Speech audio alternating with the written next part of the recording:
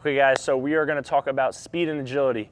These are some exercises that you can do just for the pitchers. You can mix the pitchers and position players together so that the team building could build up a little bit, and mostly it's a competition. So ultimately, above everything, make sure that they're doing it correctly, their mechanics are correctly on it, but you want some competitiveness throughout this exercise. So we call this the 5-10-5 drill. We have a cone set up over there, 5 yards another one, 5 yards another one. So our first move, we're always facing right here. Our first move is going to be a crossover run. So we're not turning our body completely to run, but it's almost like we're crossing our feet over. 1, 2, touch. Our next move from here is going to be a pivot and a straight run to the far cone. We're going to come all the way over here. One of the mistakes that I see a lot when we talk about doing the mechanics correctly is they come here and their leg slides out like this. That's no good. So when they get to about, I'd say 7 yards, you're going to tell them to tone it down a little bit. So when I get here on my full sprint, I'm toning it down, I'm gathering my feet, and I'm putting probably 80% of my weight on this inside foot.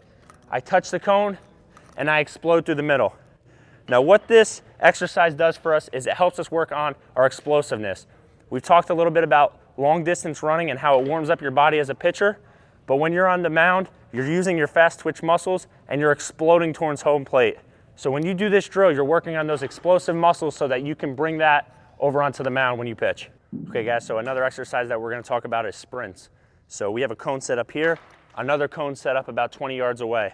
We're going to come set like we're on first base, because a lot of our pitchers are also position players. So we want to also work on as if we're taking a lead and we're watching that pitcher. Our first move from here is going to take this front foot here. A lot of times you see kids just jumping this way. What this does is help you gather and use all those muscles in that front leg to propel you forward. So we're going to do about 8 sets of these. For the first 2 of them, really help your kid get that understanding of drop step, go. Jog out the first 2.